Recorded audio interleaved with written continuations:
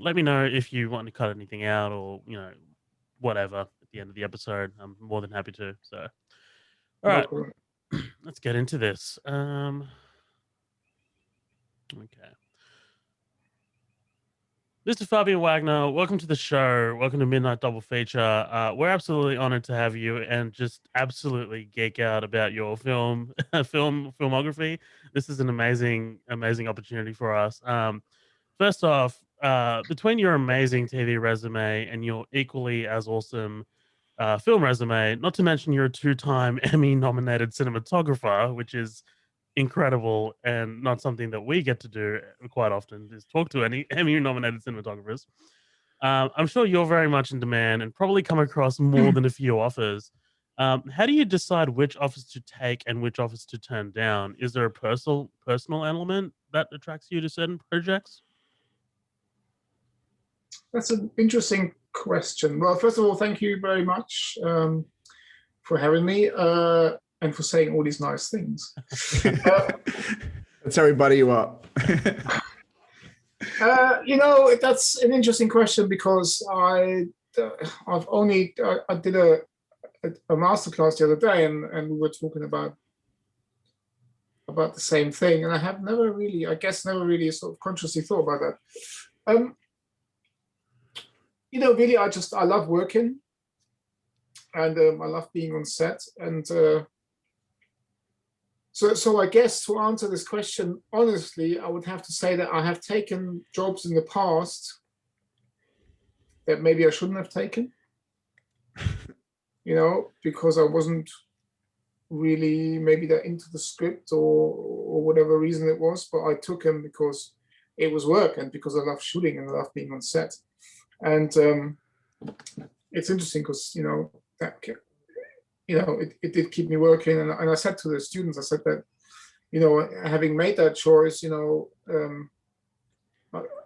probably career-wise, I could have probably waited and get something more interesting for my career, but the thing is, you can never look back. A few days ago, you can never look back. And so you kind of look at the positive things, and you think that I've taken a lot of positive things away from those jobs too. A lot of experience, probably met some interesting people, and et cetera, et cetera. So nowadays, it's an interesting thing. I have right now taken a job, which I can't talk about, but I've taken it. The main reason I've taken it because of my director, who's a friend of mine, and I've taken it out of loyalty. He really wanted me to come and do this job with him. And yeah, I've done it out of friendship and out of loyalty, and to him, because we work well together, and he's a good friend. And I've turned down another couple of jobs that would have been very interesting, I guess. And so, yeah, I guess you always have to find that balance somehow. Not sure whether that answers the question, but No, absolutely. That was such an amazing and honest answer. It was Very honest. it's very refreshing that you get such an honest answer. So yeah, I really appreciate that. Matt, you have a question? Yeah. So a bit about me that I haven't told you yet. So I'm an emerging short filmmaker myself. Nothing like anything you've ever done, I'm sure. But looking through your IMDb, I've done a lot of short films. Well, actually, that's what I was going to get into, because I noticed in your IMDb, you've got a ton of short film listed there from your early days in particular. And I found that personally as really encouraging. So I was just wondering, first of all, how did you find yourself climbing up the ladder from getting there to where you are now? And also, any of these shorts online that we could find, and is there any that you would recommend that we check out? Wow, these are good questions, guys, I have to say. We spent some time. Thank you. We spent some time. This is not just the usual questions. I like it. So, first of all, everyone's got to start somewhere. I've done a ton of short films, and probably there's only 10% of the shorts I've done are probably on IMDb. I also love the format of short films. I still do short films now when I can, and when I get an offer for an interesting script, I love to do them now. So I love short films. just as a format. And obviously, yeah, you've got to learn. You got to take your first steps somewhere and sort of learn the craft, I guess. And short films is a great, is a great engine for that. So yeah, I've there's tons, and it's great short films. You spend a few days doing them, and you finish them, and then you move on to the next one. So I suppose there's a little sense of rewarding where like it's a quick job that you can get on to the next one, and that sense of accomplishment when you finish it. It's like probably a good like motivator, I imagine, for someone like you who's probably booked so regularly, right? Well, I mean, it's it depends. There's a very fine line. I mean, I had a long time in my career where I was literally booked out all the time. From probably when I first started, as when I did my first DOP gig on a BBC on a bigger show, which was in 2006, I think, and then probably through till sort of 2014, 2015, I didn't really stop. Actually 2016, 17 really. And then, so yeah, for about 10 or even a bit more, I didn't really stop. And then, it's funny, the older you get, I mean, I'm turning 43 this year, I just had a baby. My mum passed away a couple of years ago. My dad passed away a long time ago, 10 years ago, sort of when my career just started. But he was quite old. My mum was pretty young still, so she passed away quite, not surprisingly, but more of a shock. And so you suddenly start to rethink your life and your, things that you want to do, things that you should be doing. I mean, I love my job, and I'm very grateful for all the things that I've done. And hopefully that I've got, more to do, more to come. But equally as much, I'm now at a stage where I'm really, I cherish being at home with my little baby and my wife, and I actually don't want to be away. I actually don't want to work sometimes. I want to, because suddenly you think, well, it gets all of us one day, and I don't really want to just get up there or down there and be like, well, I've done nothing but work. I've missed everything else. So, you kind of sort of start to rethink. No, I don't want to drag this conversation down. No, it's again another honest one. Like, wow, like it sounds like a really hectic period of your life for you there. That's wow, thanks for sharing that with us. very reflective. I really appreciate that answer, Fabian. I'm going to move on to a question that you might have heard a couple times, so not as unique as our first two, I guess. So obviously there's been this ongoing debate for a good long while now about digital filmmaking versus film. Like, you have the great Roger Deakins showing his love for digital cinema these days with 1917. And cinematographers like the great Robert Richardson and Hoyte van Hoytema championing film. I was wondering, with most of your projects being shot digitally, not all, most of them, which side do you fall on? I mean, do you get a say as to which format to shoot on, or does it mostly come down to budget and time? And yeah, is it up to the director, or do you get a say? No, sure. I mean, yes, DPs get a say. Probably right now, not as much as we would like, and not as much as we should have a say in things. Obviously, when you talk about Roger or Bob Richardson, those guys are a different level to the level that I'm on. So, when Bob says he wants to shoot film, he wants to shoot film. But then, Bob just showed a movie last year, which was digital. Yeah. And he actually really enjoyed it, because I spoke to him after, and he actually had a really good time shooting digital. So, and then you've got people like Roger, who, and you also have to say that those guys are masters of film, right? I mean, Roger has been shooting film for decades, and he's incredible with it. And yes, he has now found his love for digital, which is great. Which just shows again what an amazing DP is, because he's so adjustable and so versatile. Versatile, and stays with what's coming.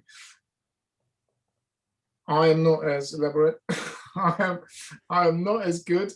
And I personally, you know, to put it bluntly, I don't care what I shoot on as long as it looks good, as long as I can make it look good. Because there's so many implications that you have to consider when it, like you said, when it comes from a budget point of view. Well, production is the main point of view these days. Plus, also there's shows that you just could not do on film. Like, for example, Game of Thrones is not a show that you can shoot on film. Yeah, there's no way I could have shot any of my episodes in Game of Thrones, Battle of the Bastards, The Long Night, The Bells, Hard Home. I could have not shot any of those episodes on film purely because I was shooting 3 or 4 cameras all the time. I mean, it would have been a nightmare production-wise. It would have been super expensive. It would have just not worked. You know, plus on a show like that, where you have to have this consistent look throughout, you have 5 different directors, you have alternating crews shooting alternating days. You have to be able to see things quickly, what the other guys are doing, to be able to keep that look. So those shows aren't possible on film. Saying that, you know, I love shooting film. I think it's, you know, I've been very lucky in my career that for the first 10 years of my career, I was able to shoot film, and I shot a lot of film. I'd love to shoot a bit more film now, and I'd love to have a bit more of a say sometimes to shoot film. But, you know, there's commercials that we still shoot on film. Obviously, Justice League we did on film, which was great. yeah. So 70 millimeter, right? I mean, that's a huge format. 35, yeah. Yeah, that's So insane. great. And so, you know, I think it's just a matter of, you know, like everything, things take a bit of time, and we've been through this transition period in the last 10 years where, you know, I always say we had the best, you know, 2010, you had the best cameras, the best film cameras. They were completely steady, they were completely silent. You could shoot up to however many hundreds of frames with them. You had a perfect film stock, Vision 3 Kodak. After 110 years of filmmaking, they developed this craft to its absolute best. And at the very time when they come to the top of that craft, they mess it all up and they start from scratch with a new format. And it's ridiculous, it's sad really. And so then came the whole 2-3 years of shooting Sony 900s with Pro 35 adapters and all those things, which was terrible and horrible. And now, you know, for a few years now, we've come to a point with the Alexa or similar cameras, now the Sony Venice and stuff like that, where most people actually can't tell what that movie was shot on. So from that perspective, you know, it's pretty incredible what's happened in the last 10 years. And but yeah, I just wish that hopefully that we come to a point with production where we as creative filmmakers have a bit more of a say in what we're doing and how we're shooting it, rather than it just being dictated by the budget. Absolutely, I 100% agree. I mean, it's getting harder and harder to really see what the difference is. I mean, you know, for people like Matt and I mean, we can spot the differences, but yeah, absolutely. Like sometimes, you know, someone's not going to appreciate what's shot on film versus what's shot on digital. Fabian, we're gonna circle around to I mean, probably the big one that's out next month, Justice League. And we're not going to spend too much time on it, but we did want to chat about it because it's such a strange and unprecedented sort of situation. You've spoken about how you met your wife on Justice League back in 2016 and how important it was for you.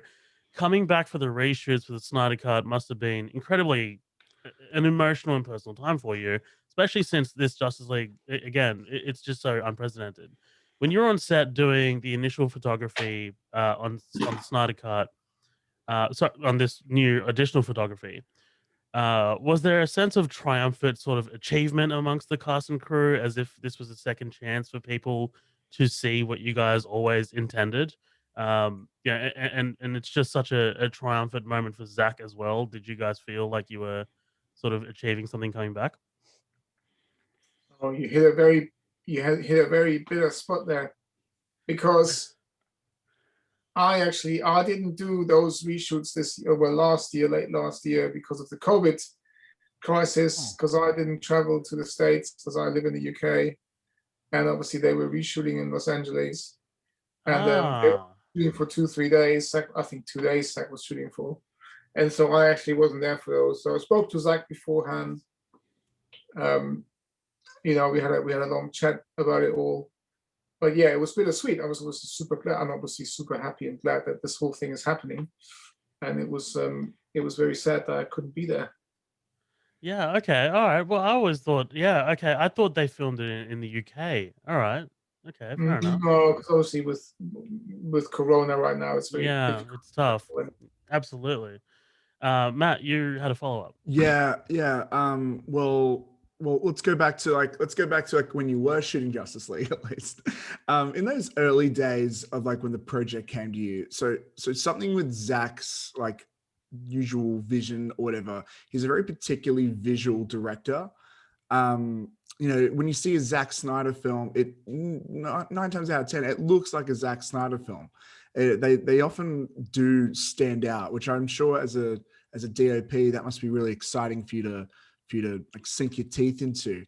So going into Justice League, like first of all, like how much did you let the previous films in this franchise like Man of Steel or Batman v Superman, how much did you let that influence you, and how did you sort of come across with like developing that style? Because I'd imagine like with introducing so many new characters like the Flash and Aquaman, that would have created a bunch of interesting visual challenges because you had to kind of create your own I guess visual language for these films, I would assume, right?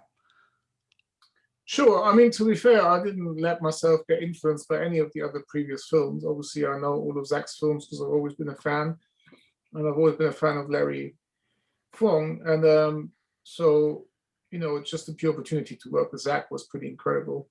Um, I did watch BVS because that was just, I think, had it come out when we were prepping, I think, or it was just about to come out. So I went to see a sort of a preview thing, I think, before it actually came out, and just to see that because obviously it's a follow-on movie. But no, I didn't let myself get influenced by it all. It's pretty easy, with someone like Zach who's so creative and so collaborative and so visual. It's pretty easy to sort of come up with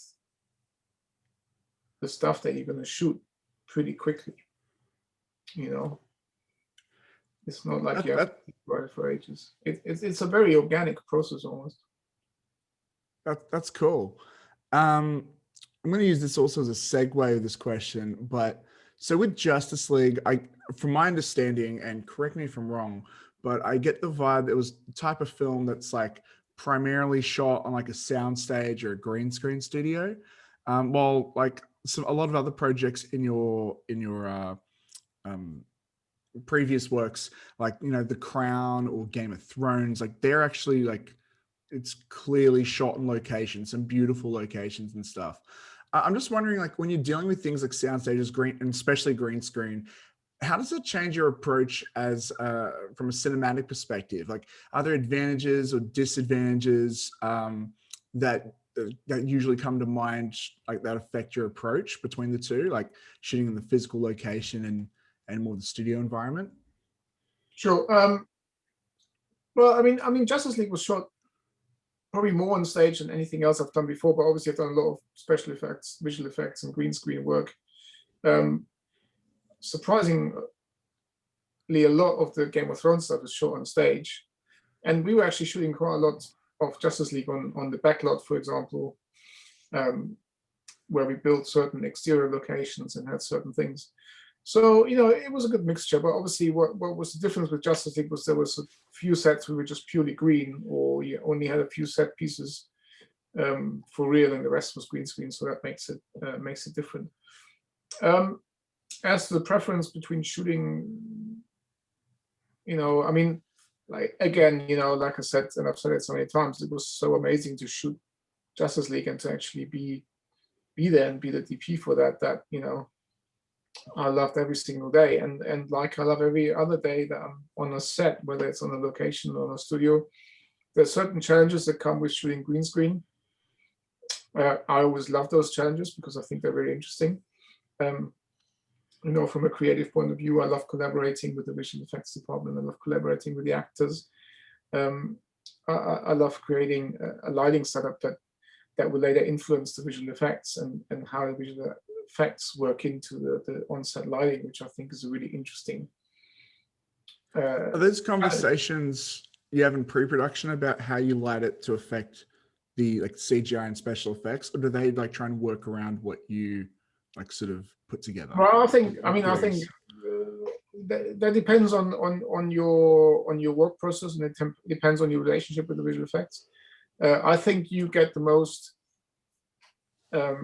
interesting and most well done visual effects when the visual effects blend into your lighting that you're creating on set. I think there's a lot of times you can see where the two are clashing, and that's when it doesn't work, I think.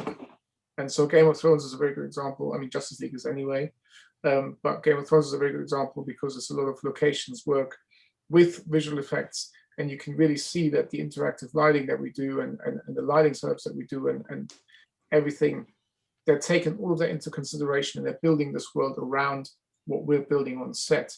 And that's one of the reasons why the visual effects, I think, look so stunning in Game of Thrones.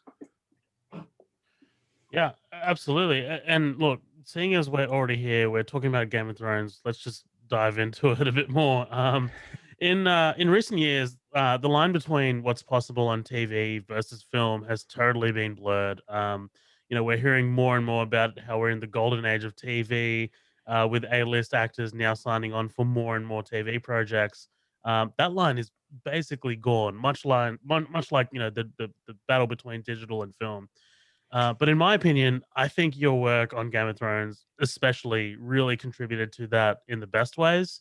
Audiences had never really seen anything done on TV quite like what you guys pulled off in Game of Thrones, especially your episodes.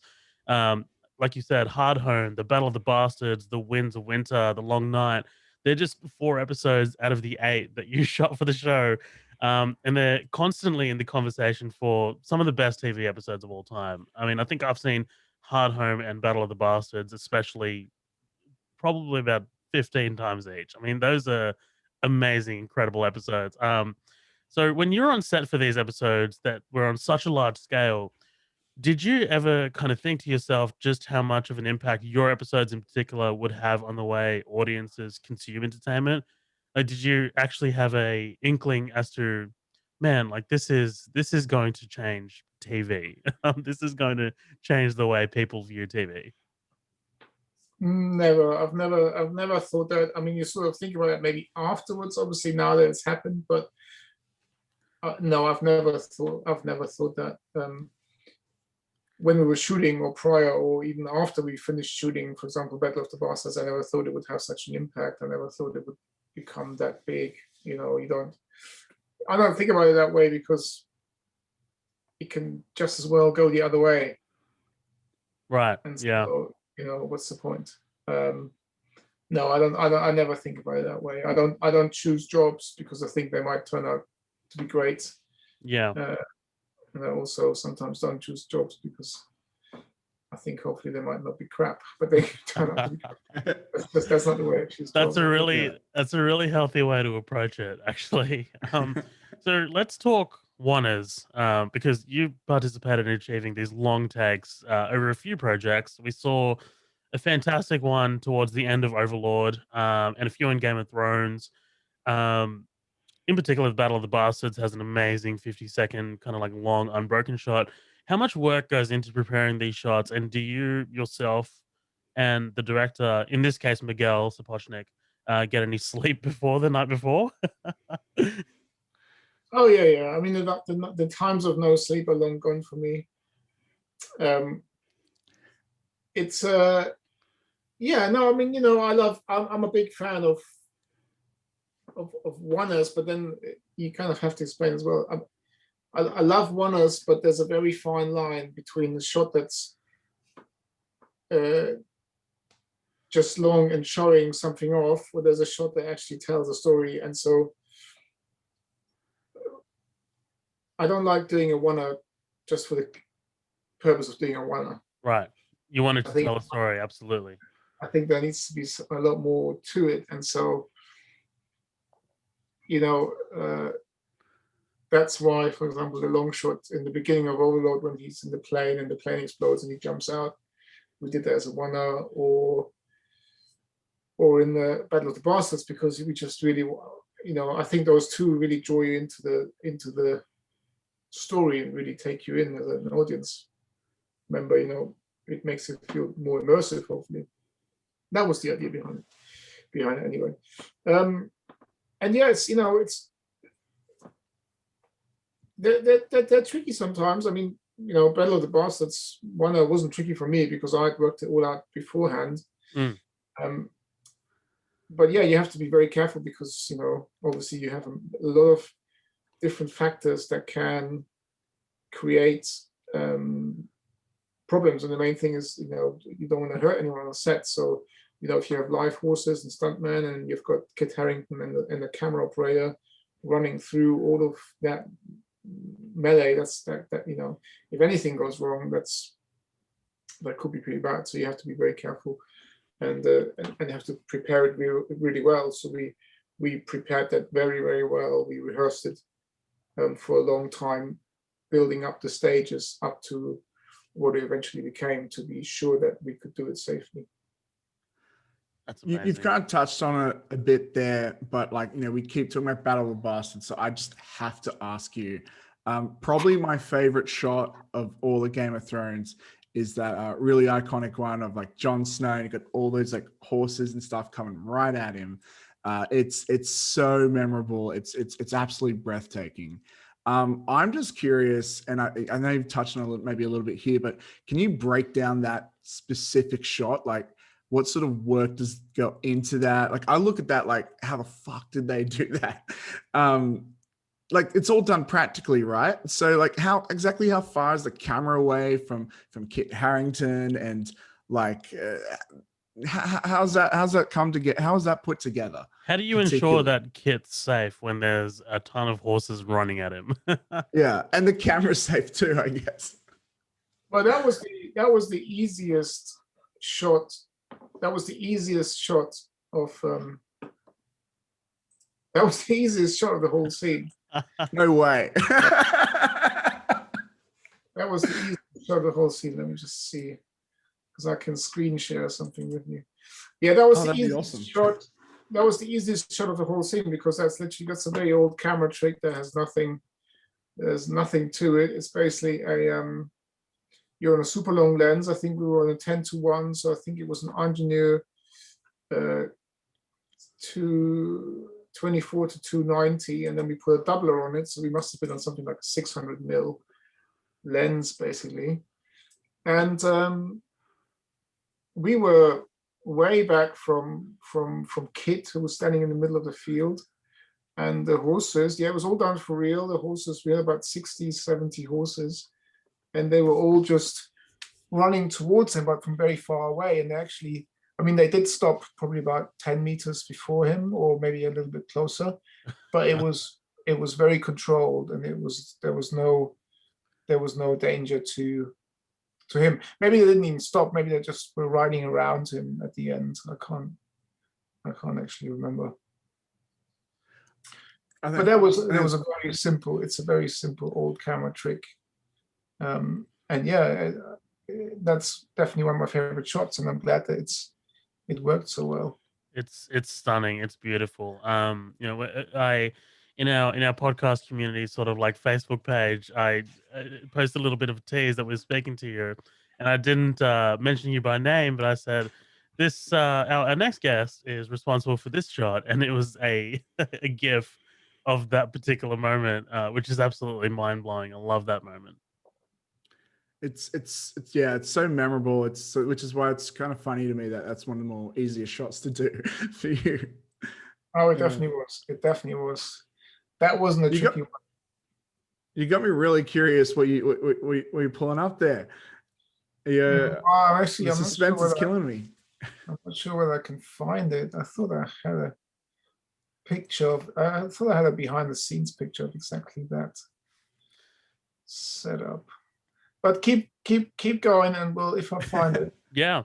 Well, we were actually just about to move on to Overlord. Matt's got a question about Overlord because Matt and I loved Overlord. It just completely took us by surprise. I'd never heard of Julius Avery before. Come to find out that he's Australian, which is amazing. um, but Yeah. yeah, talk to us about Overlord. Matt, you have a specific question about Overlord. Just in particular, like in addition to us just loving that film, the aesthetics of that film, it's such a beautiful film. Like I really love I don't know if I'm going to use the words right here, but I love like the use of like the contrast and the color and how the actors just sort of pop out of like the darkness and shadows. I'm probably not describing it right, but I'm just curious, how would you describe the visual style of Overlord? And what were your goals going into that project? Before you do, Fabian, I just wanted to kind of follow up because it's a war film mixed with a horror, and just both of those two genres you don't see quite often. So, how did you approach that as well? Well, I think that's exactly it. I mean, again, you've just hit a bittersweet spot there for me. Oh no! Because I was obviously, yeah, no, it was great to meet Julius, and he had a really cool vision for that film. We actually, I mean, we connected in LA a long time ago, and we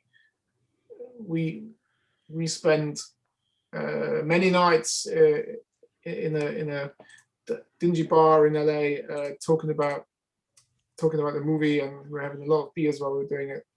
It was a lot of good fun, and yeah, I think we kind of developed that the sort of language for that film there, and that was even before he had offered me the job. So I think I was just pitching to get the job. Wow.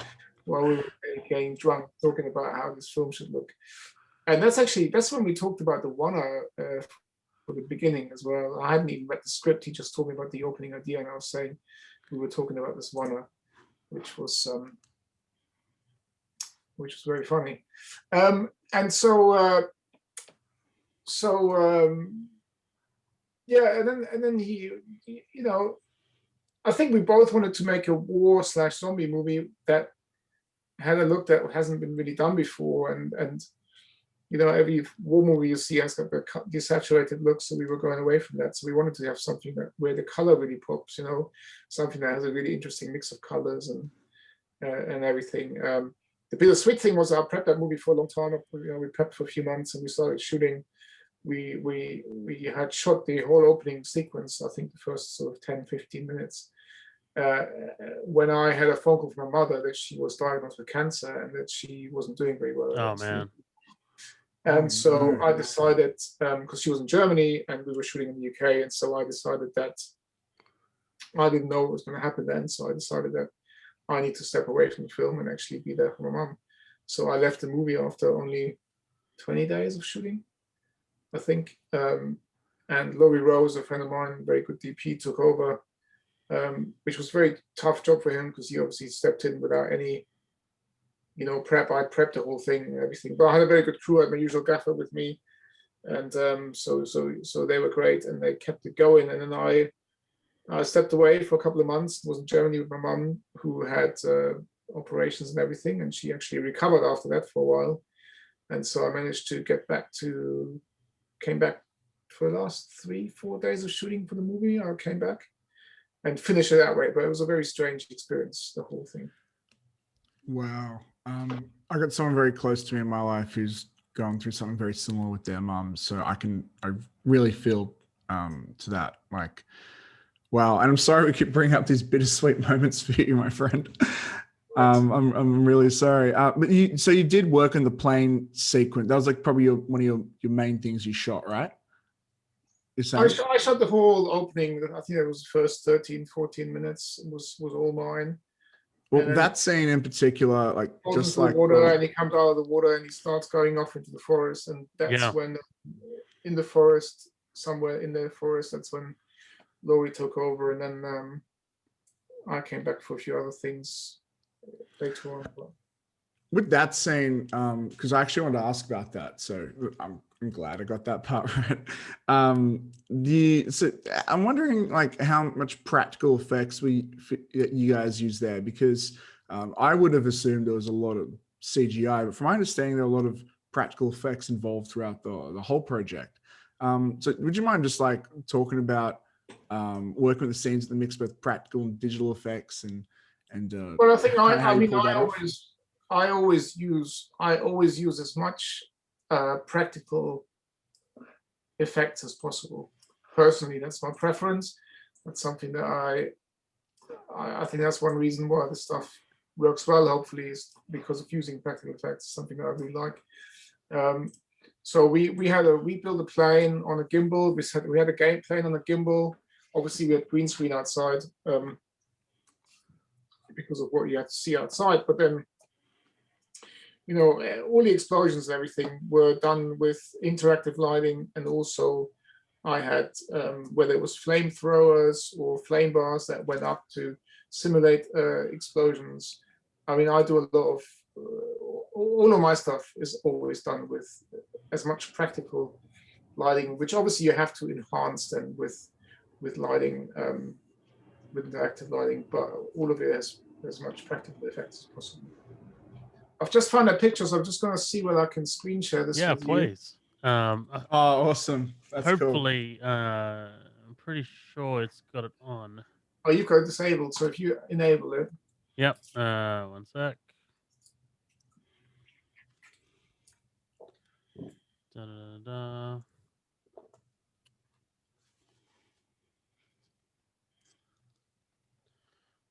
Screen share.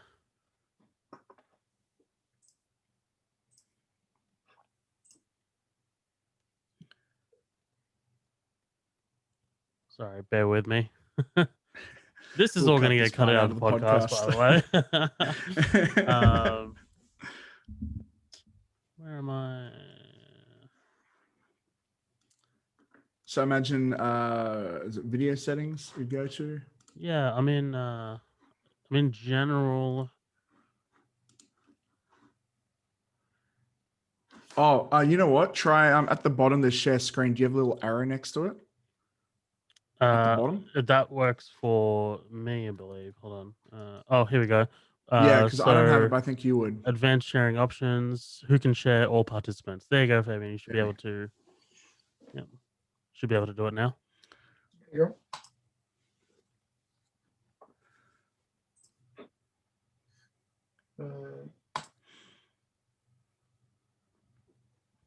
Oh wow! Holy shit! So you can just see Kit standing in the middle of the frame there. Yeah. And that camera in the foreground on the left, that was David Morgan, our big camera operator. He was on a long lens there. And so you can see he's a long way away from Kit. And I mean, obviously the horses look closer there. That must be sort of close to the end of where they stop or right around him. But I actually think they stopped because you can see a couple of people standing down the right-hand side. So yeah, the camera's is far away from Kit, and Kit's far away from the horses.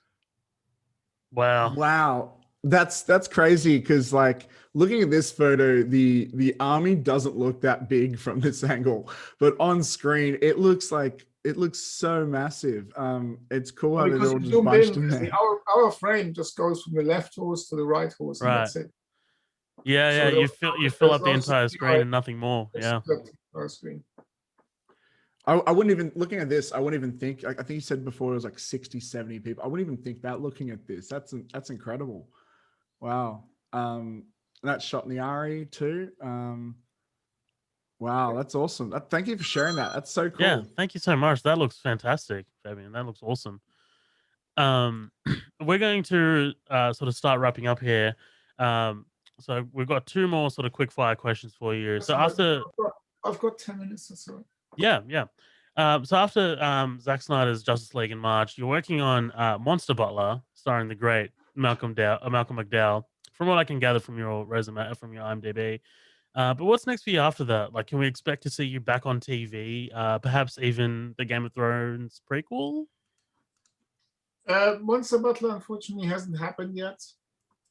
I'm still hoping for that to happen because it's a great script, and Hmm. Malcolm is great. We've been talking about it for a long time now, about doing that film. So I hope that's going to happen at some point. Yeah, I've just been doing commercials, and obviously with COVID, it's been pretty difficult. And also, I chose not to travel away too much. Julius actually was doing another movie, which he wanted me to come and do, which I would have loved to have done with him. Um, but because of the newborn baby, and I just didn't want to be away too much. And so we'll see what happens. I've been working on my website. I've been working on my show reel. I need Yeah. to How, get that how out old's your there. newborn? Huh? How old's your newborn? She's 20 months now. So Wow. she was newborn, obviously, yeah, a couple of years ago when Julius was asking me, and then COVID came, and so it's like, well, what do you do? Oh, So COVID. Yeah. Yeah. I mean, I'm sure you both at the same time got a lot done in lockdown and not much done at all, right? I mean, did you watch a lot of movies in lockdown? Did you do an Edgar Wright and go through a list like the Martin we did Scorsese actually. We list? did. I started off watching some movies, but then we had a lovely summer here, so we just spent all the time gardening. We've got a lot of animals here, and so we just spent a lot of time in our garden doing vegetables and growing vegetables and all sorts. And so yeah, I mean, we were very lucky. I have to say, we had a really good time. So very fortunate, I guess. But yeah, I'm very looking forward to getting back into something. And I hadn't done a new show reel for my agent has been telling me to make a new show reel for 8 years now. Oh my gosh. And every year I Wait, are said, you saying Battle of the Bastards is not in your show reel currently? Is that what you're saying to me? it is now, but it wasn't. Wow, that's That's. awesome. I mean, can you even Last imagine show reel, that? my last show reel was 2013. I was 2012 and 13. And so they were saying, you got to do the show reel. And I always said, yeah, it's all right, I'll do it. And then I never did. And then so I got Final Cut Pro and I started cutting it. And I'm a very bad editor, so it's taken me a long time. But I'm getting there. Wow. Well, honestly, I'm just surprised to hear that someone of your with amazing credits even needs a show reel. That's even that just blows my mind. Look, we're almost out of time, but we've got I've got we're one. actually I've got a yeah, fun yeah. one. I've got one that we Okay. used to ask our guests all the time, but for some reason we just never got around to for the last few ones. But us being a podcast called Midnight Double Feature, we used to ask our guests all the time if you had a Sunday afternoon that you just had free, um, what two movies would you pick out and watch back to back? Just without, you know, there's no other strings attached. Just you're sitting down, and you're just watching two movies. What do you pull out? Okay, well, I could give you the potential answer now, and I would have to say something like, "Oh, I probably watched I don't even know." But Well, I'll give you my honest you have our answer. email address, so please feel free to update us. I'll give you my honest answer. And if it was a Sunday afternoon, it'll probably be something like Die Hard 1 and Die Hard 2. Oh yes, Yes. I don't know, Indiana fantastic. Jones. I don't know, something like that.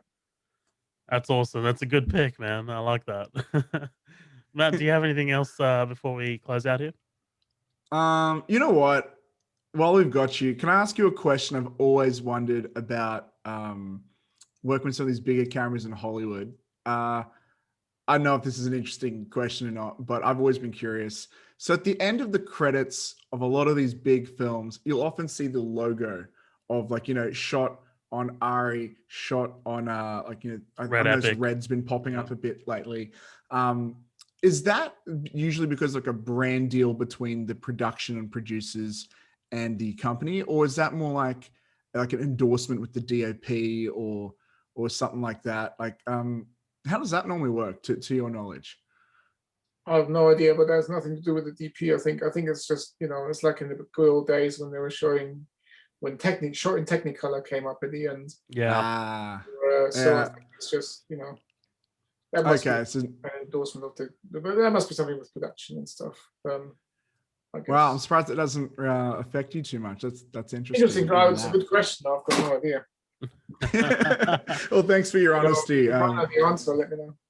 Yeah, No, okay, we'll do. We I'll shoot you an email. We'll hunt down the studio execs and see what happens. 100%. Fabian, thank you so much for joining us for this. This was absolutely amazing. This has been such an amazing opportunity for us.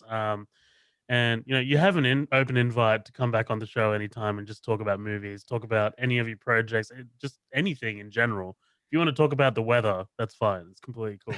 I said it again, that was fun. I really enjoyed that, guys. Thank you for having me. And I thought that was really, I do these a lot, as you probably know, but that was really interesting questions. And yeah, I enjoyed that. It was very good.